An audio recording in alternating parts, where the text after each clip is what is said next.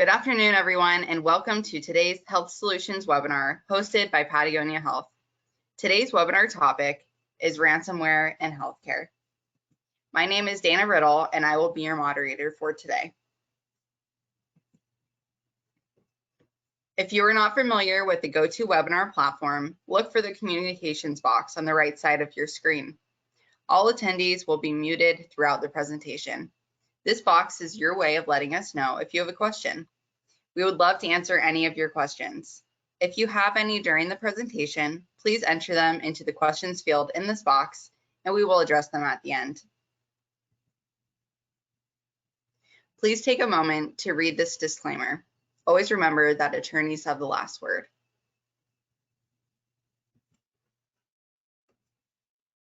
Our presenter today is Srini Kolathur. He is the Director of Databrackets, which provides cybersecurity solutions to achieve regulatory compliance. We are happy to have him join us to share his expert knowledge on ransomware and security for health organizations. Thanks, Dana. Thanks for the opportunity to present in front of your audience. And my name is Srini Kolathur, and we are very, very excited to be here. As the slide indicates, I'm one of the directors here at Databrackets. And so we've been into cybersecurity assessment, compliance, and managed security space for a while now, and come from like mostly in the technology and more specifically from the infrastructure side of things.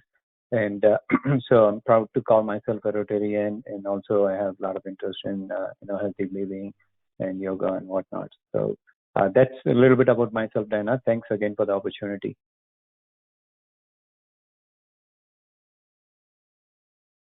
And so I think like we already kind of covered what we do at Databrackets. So primarily we are into cybersecurity and compliance. And so as you could see, some of the credentials are published here. So we are proud to be part of IAS accredited organization as well as A2LA accredited organization. What essentially it means is all of our assessment processes and procedures that we follow in terms of doing assessment of our customers have been approved by third parties, and we have standard SOPs, policies and procedures in terms of how we do everything, so that like not only we maintain the consistency, and also we deeply show our expertise in terms of what we do on things. And also like most of our folks who are involved as part of our assessments have certification. CSSP is like one of the crown jewels in the industry when it comes to cybersecurity. So we have that certification. Many of our consultants have a CSSP certification, and also like some of the certifications that are published here. And in terms of the next slide, please, Diana.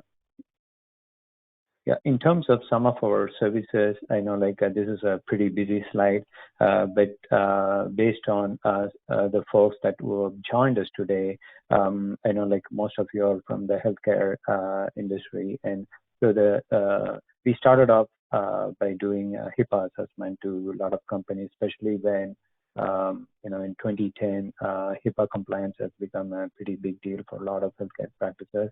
So that's when like we started up doing HIPAA assessment, and now like we have expanded our services into many other areas as well.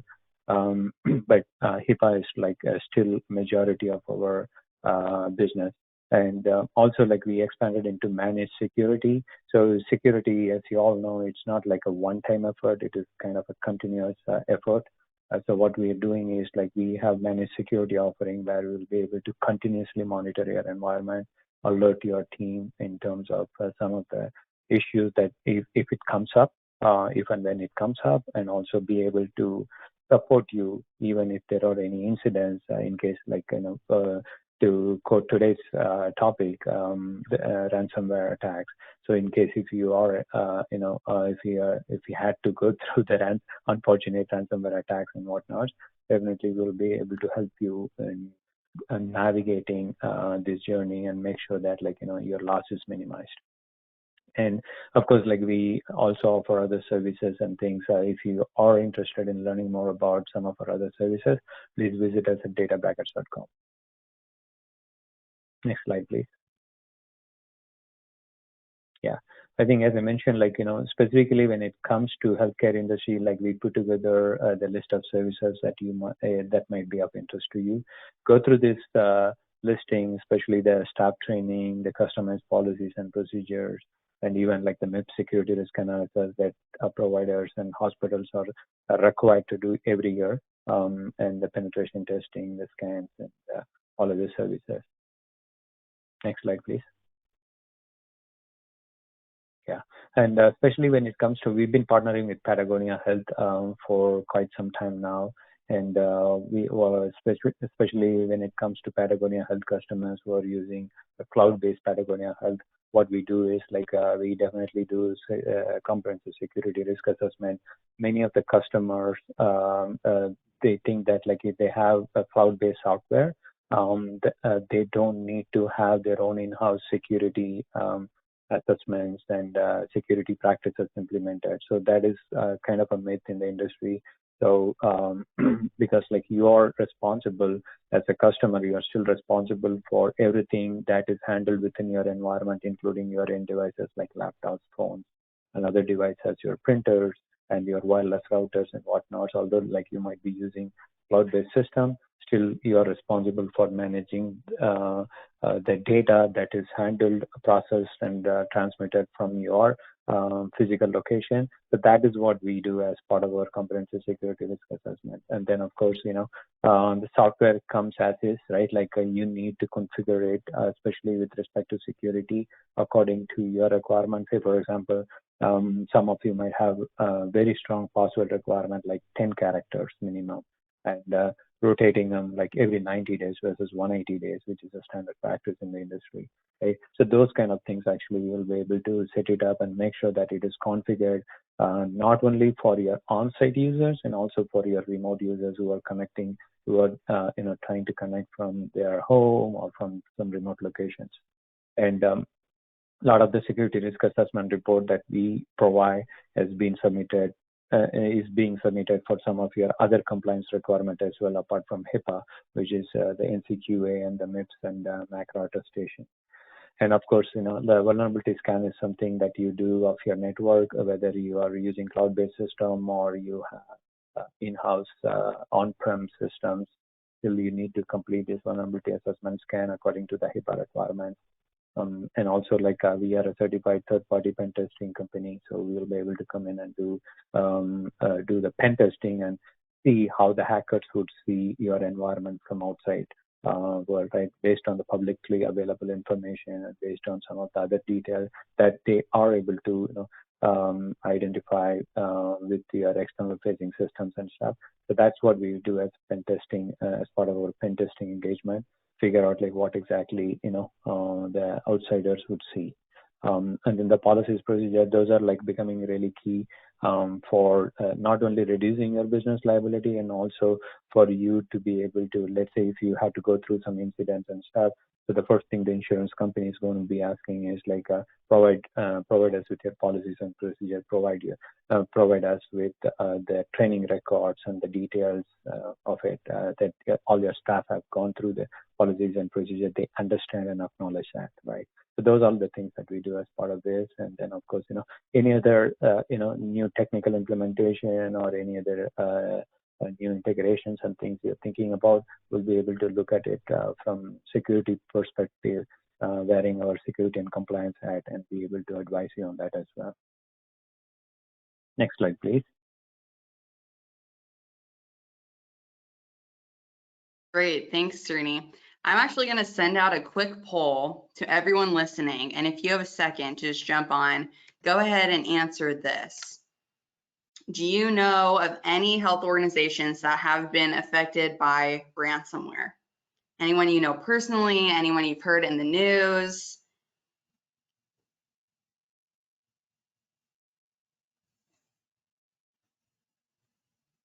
Awesome. So as you can see, most of us have heard of health organizations that have been affected by ransomware. Here are a few headlines I've seen through the past few months, but these are just the beginning. With a quick Google search, you can see the hundreds of organizations that have been affected. Before I go on though, I want to make sure we're all on the same page here. What is ransomware? Ransomware is a malicious software that can enter your system, making files and data inaccessible. Cyber criminals often demand a ransom payment in exchange for organizations to get their data back.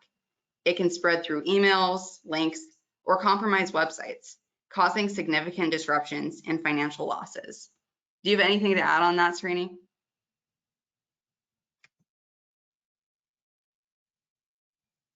Yeah. So what is that, Dana? Did you have anything to add on this slide? Okay. Yeah, absolutely. So couple more things I wanted to add though is, especially, some of the examples that are shared here, they are of course not the only one that we are hearing from the industry, right? There is quite a few, but just to give you a little bit more context, especially right, the community healthcare system. So devil is in the detail, as they say, right? Like, so if you really look at some of these incidents and why they occurred and what is like the root cause and things. So the first one, the community healthcare, that happened from a third-party software called Go Anywhere. This software was using some kind of technology that had this vulnerability open only for 2 days, right? So as you could imagine, whether you are doing your vulnerability scan or the penetration testing of your environment, other people who are interested in you, they are doing this testing. They are trying to figure out whether there are any vulnerabilities, the zero-day attacks, options that are available on your system that are connected to the external network, right? So that's how it happened. And using those vulnerability, what happened is they were able to install some software that potentially gave them access to a lot of sensitive data, right? So that's a pretty big deal. So it is not that whatever software you are using, that is actually need to be protected. Also, the third-party software that you are using within your environment, that needs to have all of the greatest and the latest patches installed, right? So that kind of gives you some background. And then the MCNA issue, the Managed Care of North America. Again, there is close to about 10 million data that was compromised. And then the interesting thing about that you need to be aware of is this was again a ransomware attack, and then the hacking group, like, they're becoming real professional these days, and everybody has their name for them, and then they are pretty much vocal and open about what they are doing. And so they requested close to about if I like to remember, about $400,000 or $500,000 for releasing the key. So the way it works is, I will cover that in the next slide, hopefully. So you need to, once you get attacked by a ransomware, the only way you will get back your data is to get the key that was used to encrypt your data. All right. So if that key has to be released, which is known only to the hackers, then the organization needs to pay the ransom. That's how the ransomware names comes from. So they requested 400,000 or something, and then MCNA denied that request, and then apparently this hacking group ended up publishing about 50% of the data that they have stolen from MCNA. So that was a very interesting thing. Again, it is still not strictly illegal to, that is happening in the industry. A lot of organizations, after they get attacked by this ransomware, they do pay to these groups to get the key, the decryption key, and get the data back, right? So that is something happening in the industry, and that is, even FBI and other players, they don't advise you to, make that ransom payment, but still they can't prevent you from making payment and getting your data back, right? So that's one. And then the ENSO, again, like, they had really, really sensitive data, including, there's a clinical research lab. And so they had all sensitive data, and then they are actually going through a class action suit now, right? So that's a big deal. And the last one, very very interesting thing as well. So they call your database as kind of crown jewel because the database contains all the patient data and their social and their health, health related information, everything. So they ended up losing an archive database. Meaning like, say, for example, you have some real-time data and also like you archive the data that you hopefully don't have to use it, but one day you might even refer that, right? That's the archiving process. So they lost their archiving database, which is not encrypted. So again, that is the issue with that center state hack data. So that ended up with some bad actors, and then they got hold of all the sensitive information and stuff. The only one thing that's not in here is I thought like which is also very important that all of you need to know since you're from the healthcare side. Tallahassee Memorial Healthcare, again, they got hit by a ransomware in Feb of 2023. So again, they had to stop pretty much all their non-emergency procedures and everything because they got hit by this ransomware attack. They're still trying to figure out, but a lot of times you don't know, you cannot even figure out the real source of where this ransomware attack got originated from. From our last information that we received, like they're still doing the investigation of this particular issue. They don't know the root cause and stuff. But again, like there's like close to millions of patients' data got affected with this one, and then they had to literally shut down all non-emergency procedures and stuff. So that's just some of the examples that will kind of give you context in terms of why you need to be thinking seriously about this ransomware issue and how much it is real, right? Yeah. Dana, please. Yeah, what a nightmare. Yeah, thanks so much for those comments. It's important not only to know that your EHR is secure, but also those third parties. That's a great point. So I just wanted to go over really quick why it's important for every healthcare worker to understand ransomware. We kind of talked about that before, but healthcare organizations are prime targets for ransomware attacks, obviously because their systems host a wealth of sensitive personal health information files.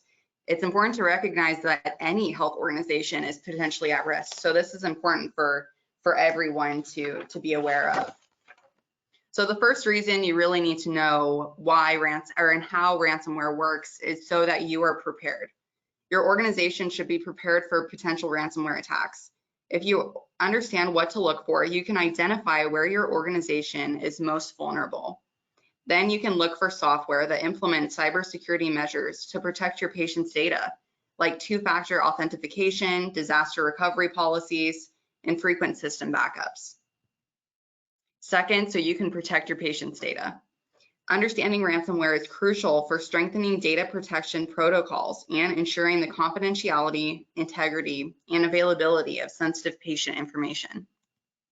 And lastly, so you can fulfill compliance. Along with federal laws, many states have specific regulations to keep patient data safe. Following data privacy laws helps your organization to avoid legal problems or financial issues and maintain the trust of patients and the community.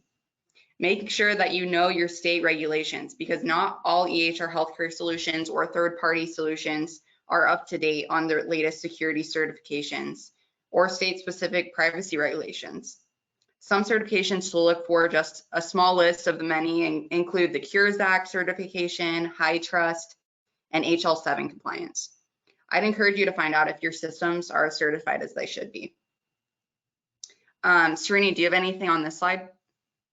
No, I think like we kind of covered that in the previous slide in terms of some of the examples that are happening, real-time examples, right, that are happening, and definitely I think most of the folks on the call, they understand the importance of protecting themselves as part of this ransomware attack, and otherwise they won't be on this call today. So yeah, definitely we can move on to the next one. Yeah. Yeah, for sure. I'm definitely preaching to the choir here. Thanks for being here today, guys. So the next slide, I'm just going to turn it back over to Srini, who can explain how ransomware enters healthcare systems and some security best practices to avoid them.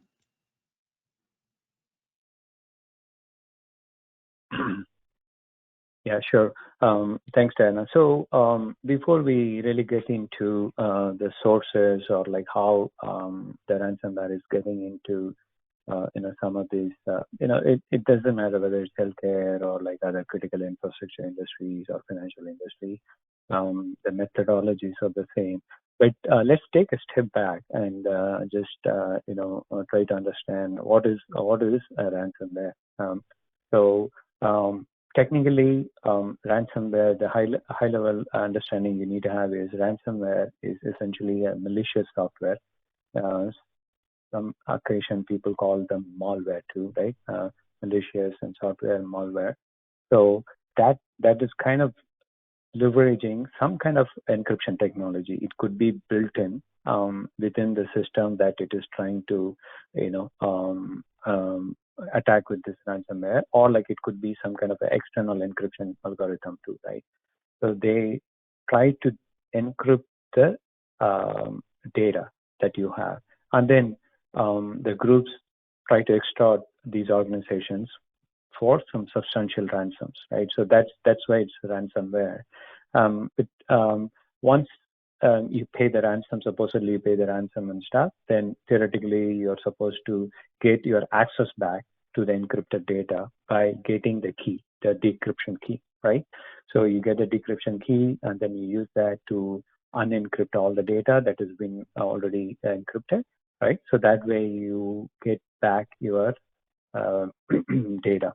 So again, like there are a lot of gray areas within this space, whether the data leaves your, authorized premise, or like whether the data, resides within your premise and the data is encrypted, whether some third party have access and whatnot, right? It all depends on, the kind of forensic that we had to do, the incident investigation that we need to do after the incident happens based on the type of ransomware that's being used and stuff. But this is at a very high level. And malware downloaded or like introduced through some means, some sources, and then the data, that patient data, whatever data, sensitive data, getting encrypted. And then like you provide the decryption key, and then the data is unencrypted, right? That's at a very high level. And then now, if you really look at the history, it started off, really by simple extortion with the individual users, targeting individual users, all the way now it has become a complex industry, right? Complex industry. And then there are not only the groups that are professional groups doing this ransomware attack, there are platforms available which are called ransomware as a service. Everything is a service now in the technology industry now. So now ransomware as a service. And also there are affiliate programs for these things, right? So the reason I'm sharing this information is, so it is not only becoming more prevalent, and also it's becoming very, very easy and simple, right? So there are a lot of platforms available if you are like really, really interested in reading more about or learning more about this. I know like we won't be able to cover everything in this session, but look up for SMAUG, SMAUG, SMAUG. That's the most popular ransomware as a service. So you will know how easy it is for anybody who wants to use this ransomware resources to exploit your company, right?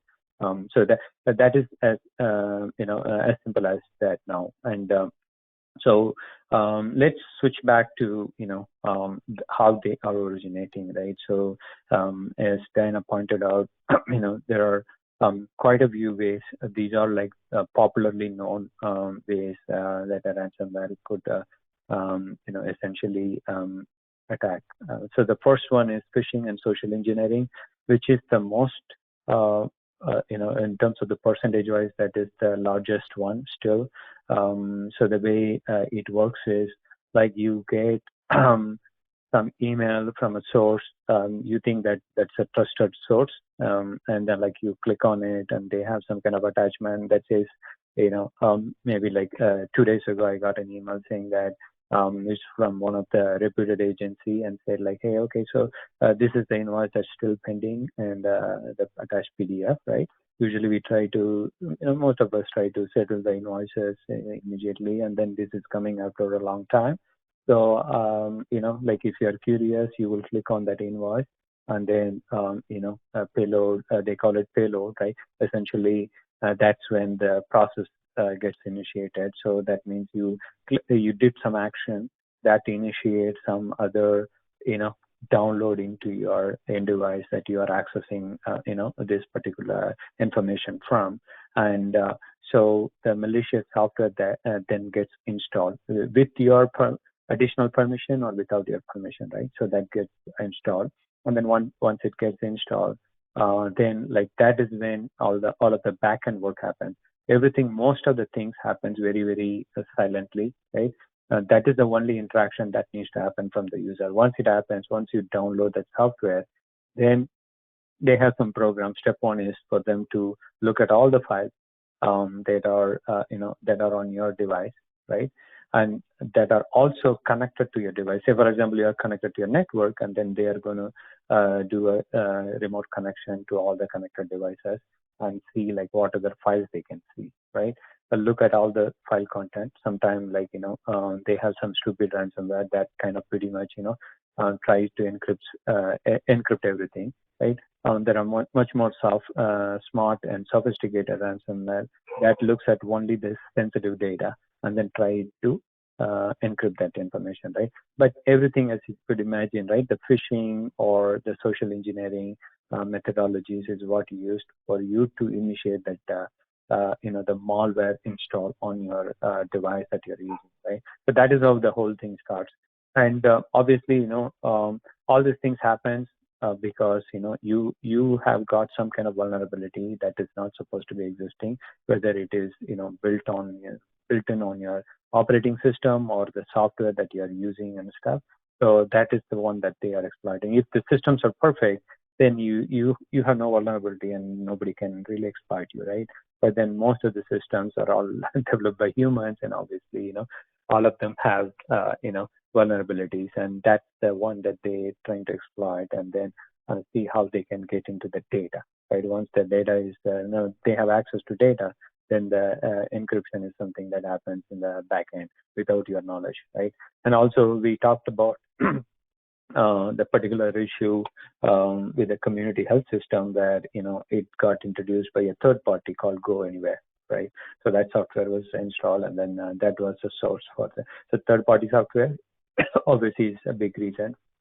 And then, of course, the removable media, the CD, thumb drive, the usage of them are like slowly reducing as the cloud storage and other things are increasing. But still, especially when it comes to healthcare, still you all dealing with a lot of CDs and thumb drives, to share the picture images or like the digital images and whatnot, right?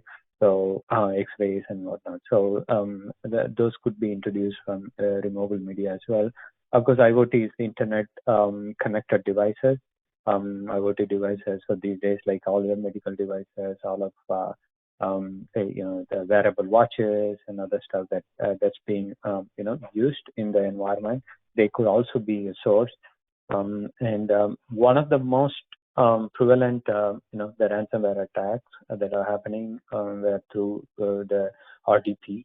RDP is the remote desktop access, right? So the way it works is Microsoft provides, of course, the RDP access for remote desktop access provisioning using, their existing framework.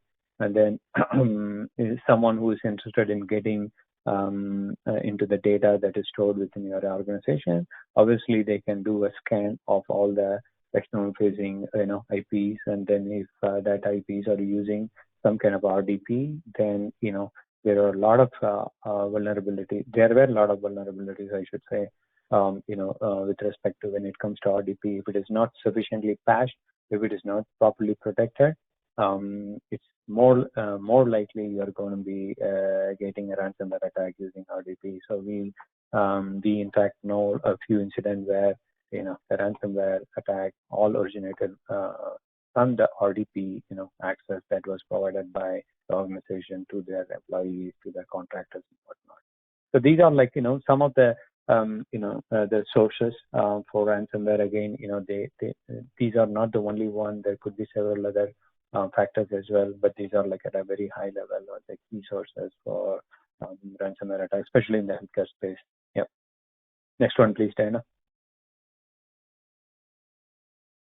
Also, while we are waiting, so if you have any questions or like if you want to chat about anything interesting or share any experience, please feel free to type in the details in the chat window. And we'll be happy to address them as we go. And okay, in terms of the security practices, I think there is quite a few things that you need to do. I would summarize this slide as following. There is no silver bullet, right? So there is no silver bullet when it comes to protecting your organization or your data from ransomware. It's going to be a combination of all the things that are kind of highlighted here, right? Of course, the technologies are rapidly maturing. And as the technology matures rapidly, the hackers are also getting very sophisticated. It is not that only the legitimate people in the world have access to AI technologies and others. All of us have access to that, right? So, and it could be used in a good way or also in a bad way. So, you like it or not, you have to make continuous investment in terms of upgrading your technologies, right? So the couple of things I would probably cover in this security technology area is one is your endpoint protection, right? I think that is definitely a big one. Most of the ransomware attacks, if you really see, they all originate from some stupid user doing some stupid thing, right? So what you want to do is you want to implement technology that are kind of foolproof, if you will, right? To protect the users from doing some stupid things. And so there are a lot of endpoint protection software. So essentially, it is a combination of antivirus, anti-malware, and also using some of those technologies and some of the behavioral patterns that a particular function or process does within the system, right? Like if a particular process is like trying to access all the files, that process is not like well known, then definitely that is something going to be flagged by this endpoint protection software, and then like they're continuously going to monitor it, and then based on their some of their they all use AI now, and some of their AI technology and some of their latest up-to-date software update, so they'll be able to very quickly figure out what is really happening, and then like they will be able to quarantine that particular process, isolate the file, and then even isolate the machine, right? Most of the time, if the issues are going to be restricted to a very small area or like very small number of assets, the damage is less, right? So for example, if you are able to protect the endpoint immediately, if a ransomware is attacked, right, then like and if it is isolated, quarantined from the main network, then your damage is very, very limited. So those kind of technologies is what now many of the providers that we deal with are implementing. So just to give you a couple of examples, SentinelOne is like kind of the market leader in the space, and then there is quite a few. CrowdStrike is another major player. They are using a lot of AI and up-to-date cloud-based information to really figure out what kind of attacks are happening throughout the world, right? Not just like in your area, and then be able to really very quickly pass on that information to all their agents that are running in the endpoint devices and able to protect it, right? So those are like some of the things. And of course, when it comes to technology, definitely one thing I would mention is make sure that you have some kind of plan to update and upgrade all your systems, right? So we still see we go and do the security assessment a lot, and we still see a lot of old Windows systems that are totally, de-supported by Microsoft, and they still use the Windows 2000 and Windows 2005 and whatnot, right? So those are like really old system, and I know like some of the vendors don't support the latest and the greatest one, but still we need to make sure that these software or the underlying technology that is supporting your entire environment, those are all upgraded and patched properly. So those two definitely we would call like key technologies that you need to keep in mind. And of course, the last one is part of your, it's really not a technology, it's a process. You need to make sure all of your critical systems are all backed up regularly. Regularly in the sense, let's say you enter in a patient information now into a form, and then like it gets stored in the database. You can't afford to lose the data. Then you need to back up at that time. So that means it's going to be much more frequent. Most of the places we've seen they take like every hour backup. Even if you can afford, I would recommend that like you should do like more frequently, every 30 minutes, every 15 minutes backup and whatnot, right?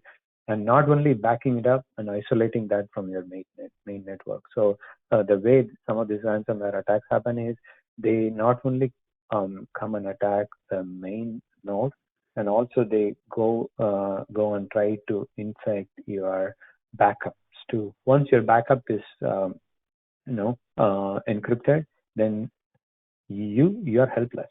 You can't do much, and so that's why the backup is not only key, and also making it an offsite backup, or the backup that's not connected to the main network is a very important thing. That is also called out as part of like one of the HIPAA requirements, the offsite backups and stuff. So make sure that at least some of these the major areas are covered, right?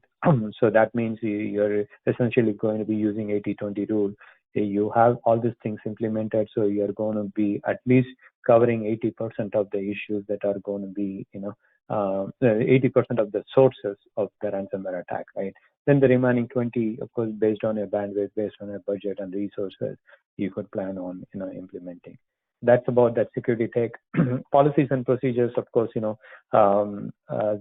are going to not only help you think through, what would you do, let's say, incident response procedure.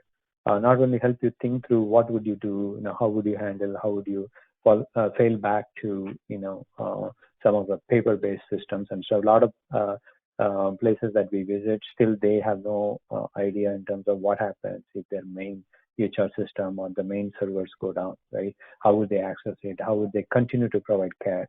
And how will they handle all the emergency requests and whatnot? So those are some of the things that you need to think through, especially, in healthcare. I think that's a lot more important. Not only having those documents and being able to validate that, doing some tabletop exercise or testing them and making sure that, they indeed work for you in case of emergency and whatnot. So those are like, kind of covered as part of the policies and procedures. And then the last one, of course, the awareness training, and many of the issues are originated from the end user, improperly trained users, or, as I mentioned, most of the hackers, they try to look at the weakest link, and the weakest link in this whole equation is the users, right? Like somebody who's hired new and who doesn't know the policies, procedure, who doesn't know all the technologies that are implemented. They are the number one target for all these groups, right? So making sure that you do these trainings, onboard training, and making sure that, you not only train the staff, do some kind of assessment, making sure that,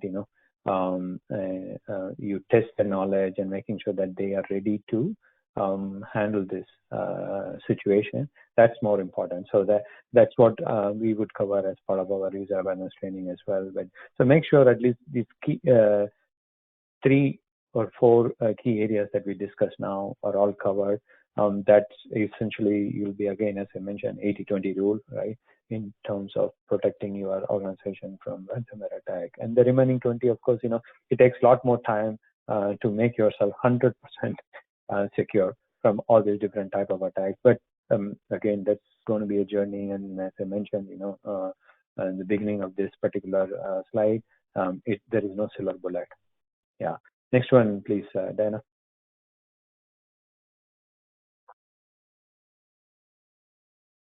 Yeah. So we have published some useful blogs on this topic in terms of how to detect and prevent, how to, what are the different sources, and what are you need to do if you get attacked as a HIPAA-compliant entity and whatnot, right? So there is these are directly will take you to the specific blogs. I'm pretty sure Diana will be sharing this resources with you after our session. Please feel free to click on the link and then go into these specific blogs and understand some of these concepts and the technologies that we are talking about. Yep. What we did is also we kind of put together some frequently asked questions. I know there are quite a few questions also that were submitted during the registration process. Thank you for submitting them. So we kind of consolidated that into a few questions. Maybe we'll go about answering them first. And then if you have more questions, feel free to send them using your chat window, and we'll be happy to answer them. Yeah, so I think the answer is pretty straightforward. Yes, all of the examples that Diana shared in the very first slide, they are supposed to be HIPAA compliant organization. They still got attacked by ransomware, and in my mind, the more important question is if you get attacked by a ransomware, do you still need to report to HHS, right? So again, as I mentioned, it depends on how you got attacked and what kind of data got compromised, what is the approach that was used for encrypting the data, and then whether the data left your premise and whatnot, right? So also this industry is evolving a lot. Just like any other industry, it's not only now the extortion that is actually happening.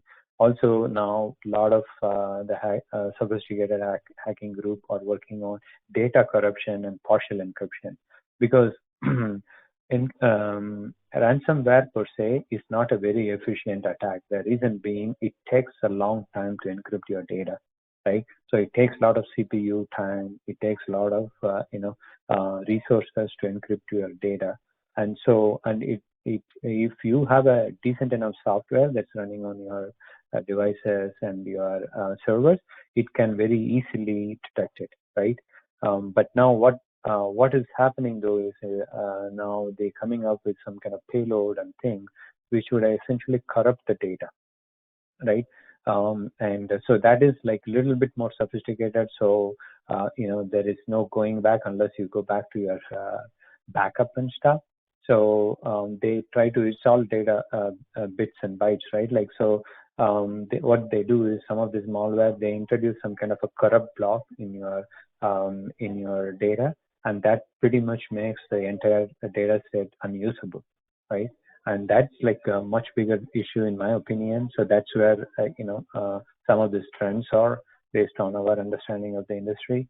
And so essentially you need to the only way you would go about fixing those issues are not decryption key or anything, because the file is corrupted, right? So no matter what kind of decryption you use, you cannot recover the original data.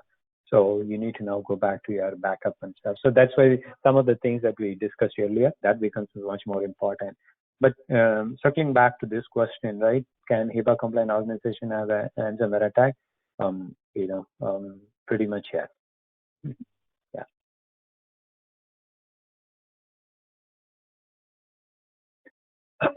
Okay, yeah. So this is actually an interesting question. What are the reporting requirements if you are attacked by ransomware?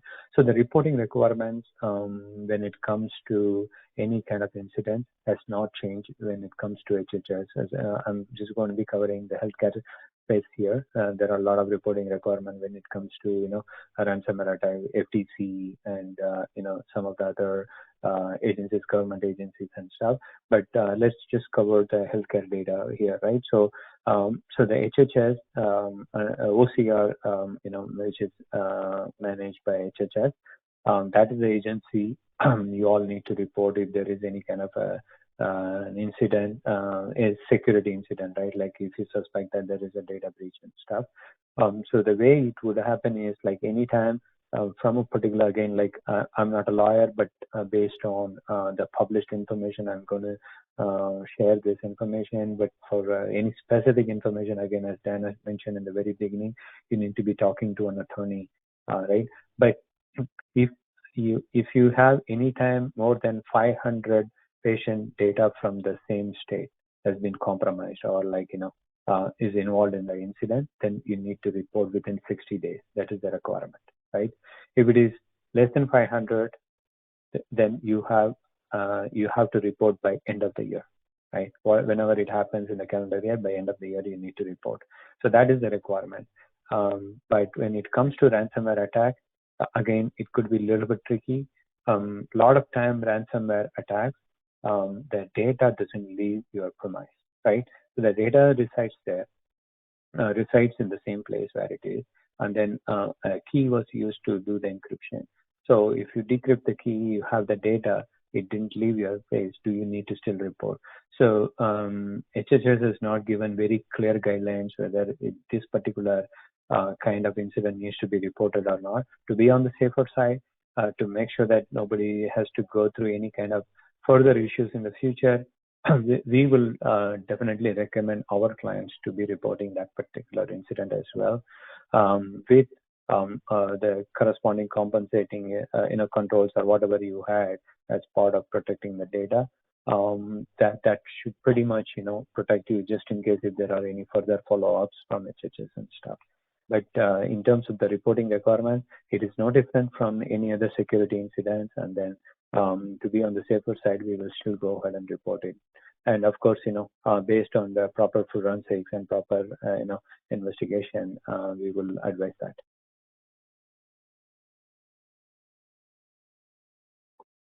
Great, thank you so much, Srini. It looks like we just have time for a few questions. I'm going to read off some of the ones that were submitted during this presentation.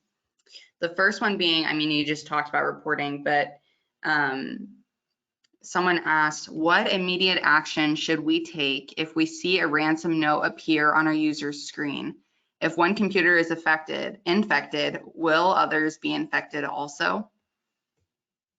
That's an excellent question, actually. I think I should have covered that already. So in terms of the mitigation step, the very first thing we would recommend is isolation, right? So meaning the system should not be connected to the internal network or like even the internet, right? So that will be the step one we would recommend. Isolate the machine. Don't turn it off or like don't try to shut it down or something. Don't do anything, right? So obviously, if I were them, so I would engage a professional to do further investigating, to do research about what kind of ransomware options that are being provided to you, whether it's the known ransomware, whether there are these are like something new, right? And definitely most of the ransomware attacks that gets reported to law enforcement as well, right? So that needs to get escalated up the chain and also through the law enforcement. And so it's not your issue, and you might have downloaded something malicious, but things happen. But still, I think the best way, the smartest way to handle all those things is to create enough visibility within the organization and make sure that proper steps are taken to fix those issues, right? So first we need to, of course, assess the damage, right? In terms of where exactly the data has been stolen from, or like what kind of data has been impacted, and then what is the scope of this whole ransomware attack. So it requires further research, investigation, and stuff. But for the majority part, I would say step one is to be able to isolate the machine. That's the only one I would recommend that the user need to do. Rest of the things will need to be definitely handled by the professional. But we've seen even like, in smaller, like solo practice type of environment, even the doctors, like, they are so busy in dealing with patients and stuff. They get attacked by this ransomware, and they follow the instruction that is being shown on the screen, right? That's probably one of the last thing I would advise, right? Like, just doing by what's being told. Hey, okay, enter this one, and then, call this number for providing the ransomware and whatnot. So we need to do some additional research to really see whether it's a legitimate one or whether it's some kind of other malware without any ransomware, impact and stuff, threatening you. Yeah. I don't know whether that helps. I know we cannot be very specific when it comes to ransomware based on the situation, but majority of the situation, that's how I would advise that you to handle. Great, thank you. I think we have time for one more. This is a question we got. What do you see as the biggest ransomware threat in the upcoming years? Yeah, I think like we kind of probably talked about that a little bit, right? So the trend actually is all about zero-day attack. What is zero-day attack? Zero-day attack is like, let's say you identify a vulnerability let's say most of us all use Microsoft Word, right? Let's say you have a vulnerability in Microsoft Word, and if that gets exploited, if Microsoft is not patching, that's the zero-day attack, like meaning like you have an open window where that could be potentially exploited and attacked, right? The zero-day vulnerability. And then the second one is, I think we talked about data corruption. The trend is more towards corrupting the data versus encrypting it and then later on decrypting with the key, right? Corrupting is like a kind of a one-way street, as you could imagine. And the damage is more unless you have the data backup. It's an issue. And then also, instead of doing a full-fledged encryption of the entire data set, they are able to really smartly find out where the critical data is. Say, for example, you have logs, you have some useless Word documents and stuff. They don't need to really encrypt that, right? And it takes up a lot of resources, time, and stuff. So what they want to do is they want to really find out, okay, where is the pattern, the 9-digit pattern, right? 3, 2, 4. Where is that 9-digit pattern that's showing up in your files? And that means you have some kind of social security. Or where is the 16-digit pattern that's in any of the files that is stored within your place? And they look for that kind of pattern of the data that's residing, and then they try to encrypt that. That's the partial encryption, right? So that's a lot more sophisticated, and then you could have the ransomware attack from the time you download the malware to this partial encryption within a couple of minutes, right? So that is like really powerful, and by the time like you kind of react, you have the attack, right? So that's where I think the industry is going. So obviously, it's going to evolve as a lot of this AI and other things are being introduced as part of this ransomware attack. So definitely watch out, but it's not going away, right? I got a bad news for all of you. So it's not going away, and we need to stay on top of some of these issues. Yeah. Great, thank you so much, Srini.